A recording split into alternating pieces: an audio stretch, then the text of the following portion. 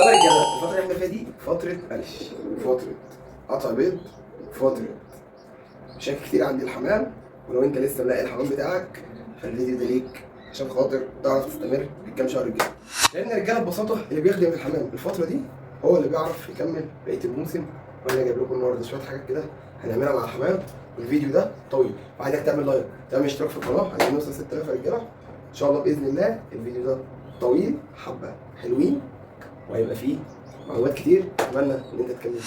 اول حاجه في الفيديو النهارده المعلم دوت عنده شويه برد، احنا عايزين ايه نروق عليه. هقول لك انا بديله ايه دلوقتي بس نقطع حاجه بسيطه من البرشامه. بص دي برشامه تمام كده، ده اقل من الربع. بص برشامه قد ايه؟ ده دوكسا كوست، ده بيشتغل مايكرو بلازما كويس وبيشتغل في حالات البرد والخنفره والكلام ده كله برضه كويس. احنا هنديله ربع بس عشان هو ايه عنده بدايه برد، وده اللي بيفيدك وانت ايدك في الحمام، عينك مع الحمام بتاعك. تعالى بس بس بس بس بس بس صل على النبي يعني ربع. هو ايه؟ هو اكيد عطشان.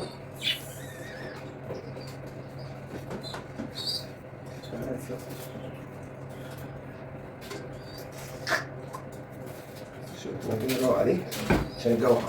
دي اول حاجه في الفيديو. تعالى ده المنتج اللي معانا النهارده، وهو انا الصراحه المفروض كنت اجيب حاجه اسمها دايت بيزك، بس ده اللي انا لقيته في الصيدليه البيطريه وقال لي ان هو ده بيشتغل على كل حاجه للحمام.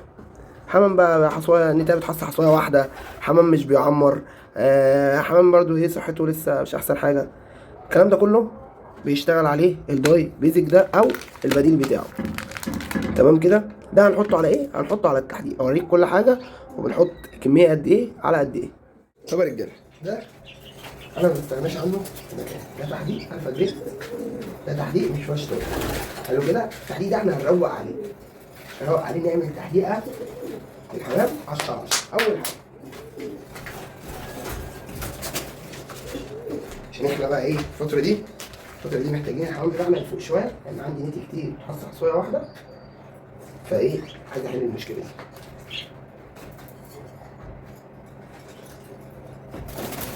مقصات كتير في الثلاجه. ده اول كيس، دول يا رجاله بالظبط حوالي كيسين تحديق، كيسين تحديق من اللي هو الكبير. اوريك برضه الكيس. بص يا باشا دي ترويقه انا اصلا مستني اعملها للحمام من بدري. حلو. دي بذور طاقه برضه الفا جريد، بذور طاقه الفا جريد. اللهم صل على النبي. ده كيس برضه هو ايه بعتولي على الشغل اللي هو بعتولي. نبدا يا باشا نخش على الداي بيزك عشان نروق على الحمام بتاعنا الفتره دي.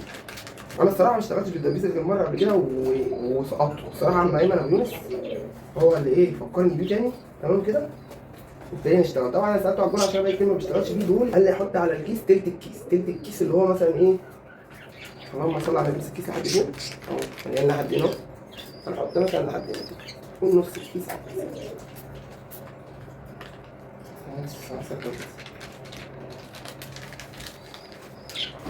خش بقى يا باشا الترويقه اللي بعد كده.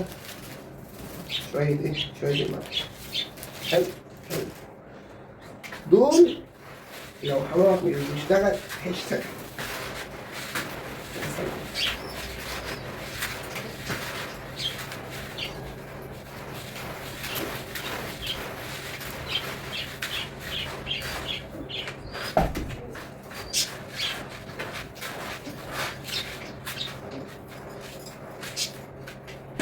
ثم عشان يضربوا كويس عايزين ايه شوال. ماشي شوال بتاع كويس.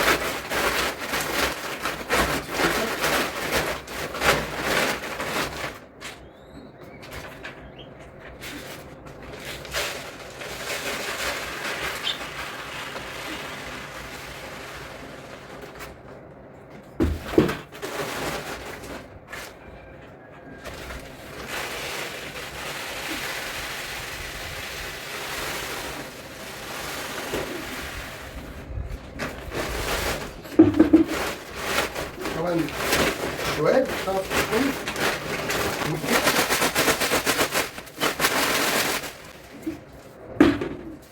عشان بس الرجاله خلطت وبقت 10 على 10. انا عايز اقول لك ان الحمام عندك لو مش شغال بعد الخلطه دي هيشتغل صاروخ، ولو عندك حمام ضعيف او زغاليل ضعيفه الزغاليل هتظبط، الكالسيوم بتاعها لو واقع الموضوع هيروح في حته تانيه، والموضوع ده بصراحه جميل وهيساعد الحمام. فدول هخليهم تحديق بس، يعني دول مش هنحط منهم فرش طاجن. تمام كده؟ هنبدا بقى نجيب كيس فرش طاجن ونعدي على الرجاله دي بعد ما نحط لهم التحديق، يعني نحط التحديق الاول الحمام كله، وبعد كده نبص نشوف الحمام اللي طلع، نشوف البيض اللي هننقله، نشوف الحمام اللي مثلا حصاه رايق هنشيله، الكلام ده كله هنعمله مع بعض في الفيديو.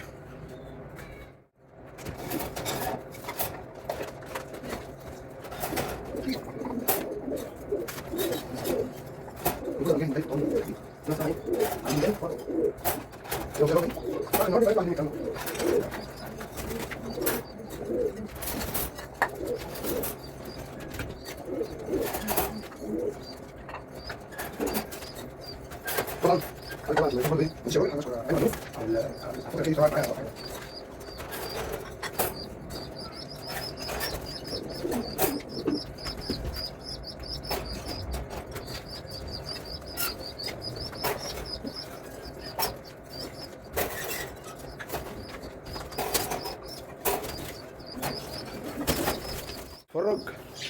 اتفرج وتسمي الله كده. بص الحمام كله بيحب. طبعا انا عندي الفتره دي عشان انا مقصر الفتره دي مع الحمام، فعندي حمام كتير بيحصي حصوايه واحده، حمام مريح زي النتايه السكروتايه دي مريحه بقالها مثلا شهر داخله في شهرين اهي، وانا مش ما بستعجلش على الحمام، يعني لازم تبقى صبور مع الحمام. اخدم الحمام هيخدمك. طبعا الفتره اللي جايه ان شاء الله باذن الله فتره فيتامينات، يعني احنا هنبدا كل يوم نديهم شويه تحديق كده ايه على خفيف، تمام، لحد ما ربنا يكرمنا ونجيب ايه مكالف نحط فيها تحديق، ويبقى التحديق ثابت عند الحمام، لان انا بحط فرش طاجن هم بيحدقوا منه. طبعا انا مش عايزك بس تقفل الفيديو، لان الفيديو زي ما قلت لك لسه طويل، احنا لسه هنبص على الحمام كله، الحصى العمران والحصى اللي مش عمران، والاسوس اللي هنظبطها عشان وقت الحصى، وهنعمل ايه مع الديكور اللي بتروق والكلام ده كله معايا لسه في الفيديو، فمش عايزك تقفل الفيديو.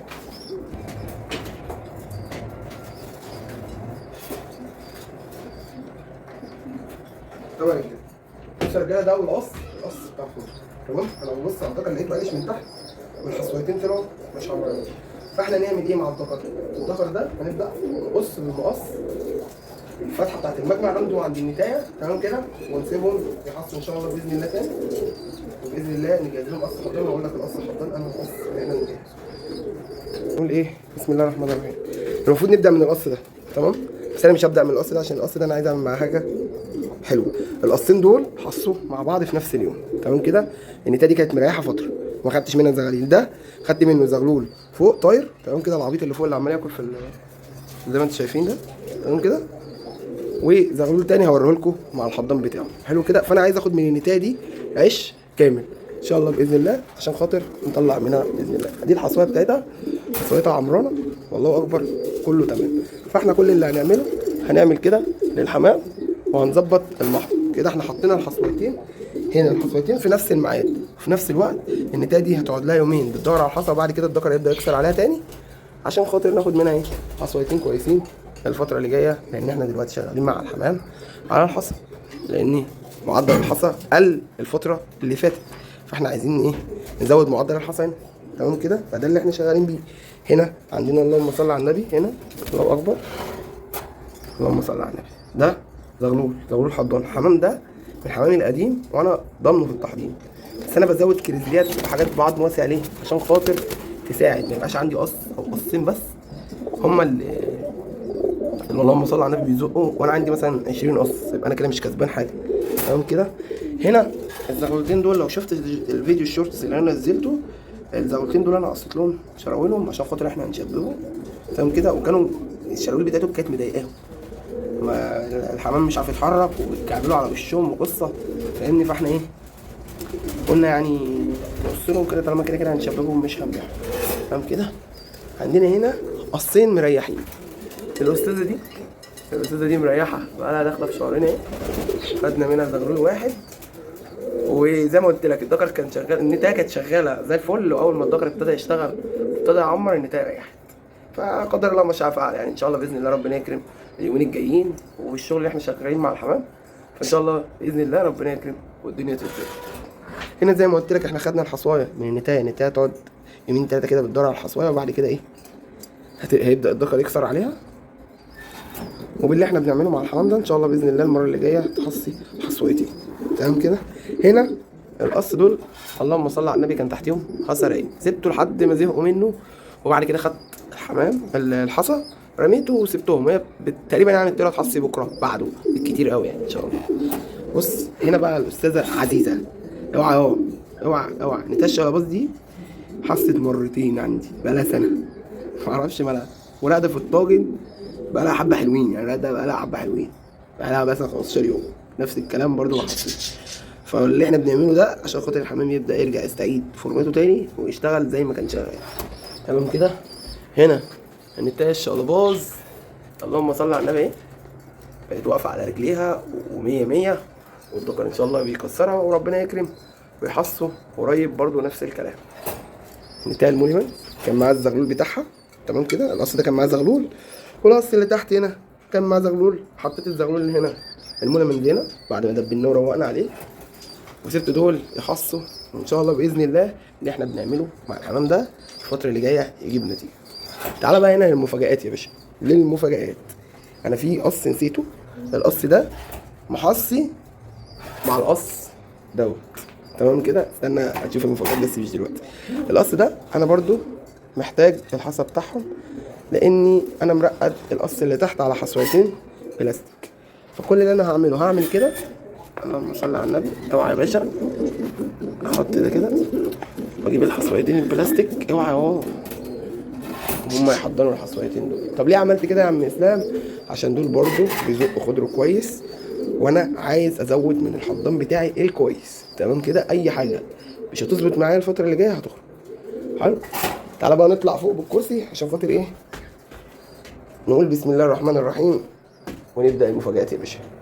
المفاجآت اللي انا ما كنتش عامل حساب. بص الحمام هنا يطلع وانا ما كنتش اعرف بالصدفه. اوعى يا بت، بالصدفه الله اكبر لقيتهم ايه مطلعين زي ما انت شايف كده، الله اكبر زغلول. هي كانت محصيه حصويه واحده، وانا برضو زي ما قلت لك كده ايه بنشتغل عشان خاطر نرجع نرفع معدل الحصى تاني في المكان، وان الدنيا تبقى احسن الفتره اللي جايه. هنا دول برضو نفس الكلام، هيبداوا يدوروا على الحصى تمام كده، وان شاء الله باذن الله هعمل معاهم حاجه حلوه. ايه هي؟ لان انا نسيت ان دول القص اللي انا حاضن تحتيهم الخضر. انا شلت حصى الخضر، يبقى دول حصاهم يتشال بعد يومين او 3 ايام. ده الحصى بتاعهم اللي هو البلاستيك تمام كده. هم يرقدوا عادي بعد 3 ايام ان شاء الله باذن الله هنشيل الحصويتين. يا دار ما دخلت شهر كده 100 100. تعالى يا باشا نبص هنا نتفرج على الاستاذ الاسطوره الحيه الباشا 100 100، بس لسه ما رماش. ان شاء الله باذن الله يرمي الفتره اللي جايه دي ان شاء الله باذن الله. برضو وارد 90% تطلع طيره باذن الله. هنديها اي ذكر ونعملها تحضين امها الكولا دي، هم بيحضنوا كويس بس ما اعرفش حصاها عزيز قوي كده ليه. هنا المكان الجميله بتاعتنا دي خلاص عليها 5، بتبدا يبدا تقلش، يبدا اللون يتغير واللون يفتح وتكوينها يظهر وطولها يبان. ان شاء الله باذن الله تطلع نتائج كويسه وربنا يبارك يا رجاله. هنا اللهم صل على النبي. اوعى يا باشا، اوعى ده زغلول بلاك من ضمن الحمام اللي احنا كنا شارينه بشهادات، ودول كانت حصويته. الحصويه بتاعتهم طلعت مش عمرها. الحمام كله الزغاليل تطلع دي كلها الفتره اللي جايه مش هيتباع منها حاجه يا رجاله ان شاء الله باذن الله. احنا بنوقف لنفسينا عشان خاطر الموسم اللي جاي. هنا بقى يا باشا المفاجاه، هنا المفاجاه الحماريات طالعين واحد غامق وواحد فاتح. ايه السبب الله اعلم، مع انهم اهلي على طول بيطلعوا حماريات، يطلعوا مثلا بديري، بس ده اول مره يجيبوا لي واحد فاتح كده. برضو دول طلعوا وقعدت 3 4 ايام ما اعرفش ان هم مطلعين من كتر ما انا ما ببصش على الحمام الفتره الاخيره دي، مش مركز معاهم تمام كده. عندنا حاجه ما عملناهاش سعديه المنوفيه اللهم صل على النبي. بص انا عشان عماني كان المفروض يجيب لي الدكر وما جابش. لو ما جابش الدكر لو ما جابش الذكر فانت هتلزمي دوشه، يبقى سعديه ودوشه هيتجوزوا، سعديه ودوشه هيتجوزوا، تمام كده. وده الغلبان يعني اللي عمال ينقي في جناحاته ويعمل في جناحاته. ان شاء الله باذن الله الفتره اللي جايه نظبط الدنيا يعني. هو عنده شويه برد كده، ده انا هموت واشوفه بعد ما يخلص ويشبب، يعني الشاب ده هموت واشوفه بعد ما يخلص ويشبب. زي ما قلت لكم الفيديو اللي فات ان احنا هنفتح ان شاء الله باذن الله. الفيديو اللي جاي بقى هنلم الزغاليل دي، يكونوا الزغلولتين اللي هنا دول برضو شدوا حلو، يتلموا معاهم ويتحطوا في المصطبه، وناخد الشاب الشقلباز ده برضو نحطه في المصطبه، ونعمل دول مصطبتين. انا كده كده ما بشيلش نتي يعني، مش هحط فيهم نت، بس هحط فيهم زغاليل.